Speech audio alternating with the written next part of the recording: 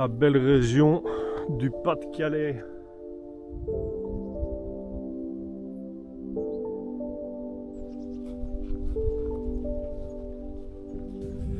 Si je ne devais garder qu'une seule application sur mon téléphone, ça serait Google Maps. Parce que ce machin, c'est une petite mine d'or pour des gens comme moi avec un camping-car. Il y a plein de découvertes à faire par soi-même.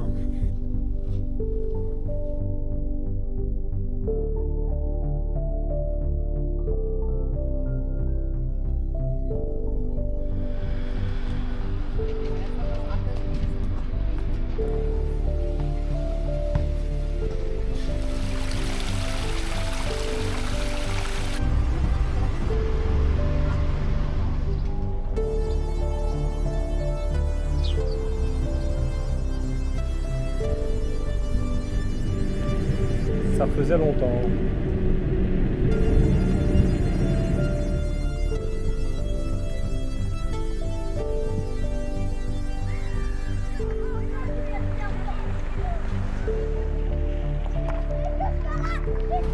Ambiance, ça me rappelle quelque chose. Ce matin, super bonne surprise. Je me réveille à 6 h. J'entends que le frigo tic tic tic, ça veut dire qu'il n'y a plus de gaz. Je me dis merde, je suis quand même allé changer la bouteille. J'ai 2 bouteilles de gaz, une pleine et une entamée. Je sors, je vais aller ouvrir la trappe de gaz qui se trouve sur le côté du camping-car. Quelle ne fut pas ma surprise de voir qu'il y a un tocard qui était venu se garer sûrement à 2-3 h du matin pendant la nuit, je ne l'ai pas vu, entre mon camping-car et celui d'à côté. Il était à 20 cm de ma carrosserie, quoi. Un jeune. Et je lui dis vous êtes garé proche, je dois changer ma bouteille. Et il dit I don't speak French, do you speak English? C'était un Suisse, sûrement Suisse allemand, je sais pas quoi. Le mec il me dit I'm gonna move. Tout ça pour dire que ça commence à me taper sur le système. Les mecs qui n'ont aucun respect pour les autres, qui viennent te coller à toi comme une botte à sardines, ça me dégoûte profondément. Quoi, la promiscuité, quoi. C'est ça que quelque part, Sartre avait raison, l'enfer c'est les autres. D'abord dire que la vie en van, machin instagrammable, etc., toutes les belles photos des poulettes en string sur la plage, c'est bien beau, mais la vérité c'est pas vraiment ça. Hein. Je crois qu'on va faire le roi ici. Maintenant, ce genre d'inconvénient que je viens expliquer, la promiscuité, quelque part, je me dis que ça fait partie du game. Et qu'il faut l'accepter.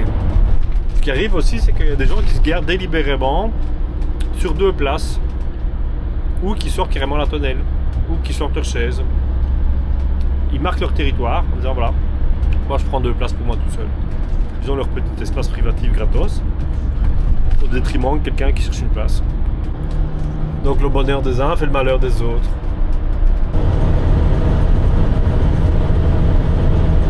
Un peu avant et pendant les années Covid, il y a eu un engouement de la van life à cause de la van life américaine. Et on voyait tous ces jeunes avec des rigs, donc des RVs, des vannes et tout ce que tu veux, camping-car, machin truc, 4x4 et tout, dans des espaces somptueux aux États-Unis, seuls au monde, beaux types, belles filles qui vivent un peu à la baba cool et qui ont fait rêver tout Instagram, quoi. Des gens de 20, 30, 40 ans, 50 ans. Moi, mes jeunes ici, ils ont 19 ans, ils ont 18-19 ans, ils rêvent de la van life, hein, ils trouvent ça génial. Hein.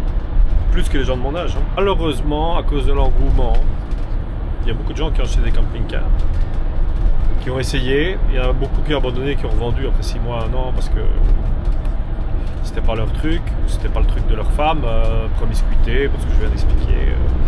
Le fait qu'il faut vider la cassette des WC, c'est pas gay, non, moi je m'en fous, enfin bon, c'est pas gay. Il y a des gens que ça dérange. Enfin, il y a une foule d'inconvénients quand même. Et alors aussi les restrictions. Hein. Maintenant, en France, en Allemagne et tout, ils mettent des barrières partout. Les mecs qui ont commencé en 2017-2018 avec un fourgon, il n'y avait pas de barrière nulle part. Ils pouvaient se taper où ils voulaient parce qu'ils étaient tout seuls sur les parkings. C'était pas la mode. Mais quand la mode de la van life est arrivée, évidemment, les communes ont dû mettre au point un système afin d'éviter que ce soit l'anarchie. Les camping-caristes se garaient partout, évidemment. Ils ont dû gérer le problème, mais ça ne plaisait pas aux riverains, évidemment. Je crois que si vous habitez dans une maison et que vous vous retrouvez avec 4 camping-cars devant chez vous qui sont garés d'une manière complètement anarchique, je pense pas que ça va vous faire pisser de rire. Hein. Donc, l'un dans l'autre, action-réaction, maintenant il y a de plus en plus d'interdictions en Europe. Alors quand tu compares la van life américaine ou canadienne, avec des grands espaces où les mecs ils sont sur des terrains et il y a royalement 500 mètres entre chaque camping-car, il faut se dire qu'en France c'est pas le même, hein. Et en Belgique non plus. Hein. En Allemagne c'est réglementé, tu ne peux pas faire de camping sauvage pour ainsi dire en Allemagne, interdit. Tu es obligé de te taper des campings ou des aires de camping-car entre 15 et 40 ou 50 euros la nuit de 24 heures. C'est pas donné, il faut un fameux budget. Tu te dis, attends, moi je paye mon véhicule pour avoir la liberté et je dois encore payer comme dans un camping, quoi. C'est une blague. Aux États-Unis, ils ont encore des libertés qu'on n'a plus en Europe. On n'a plus. C'est fini. Et les gens qui font du camping-car depuis longtemps sont très conscients de ce problème. Et c'est plus comme avant, parce qu'il y a eu trop de monde. Il y a des restrictions partout. Restrictions qui ne sont pas toujours légales. Hein. Parce qu'il faut savoir qu'un camping-car comme le mien, c'est classe voiture. Hein. Il n'y a rien qui vous interdit de dormir dans votre voiture pendant la nuit en plein milieu d'un village ou d'une ville. Par contre, il y a des communes et des mairies qui ont décidé que c'était interdit. Et si la gendarmerie passe, ils vous délogent. Et vous risquez une amende. Or, c'est complètement hors la loi. Normalement, vous avez le droit de vous garer au même titre qu'une voiture. Du moment que vous restez dans les clous.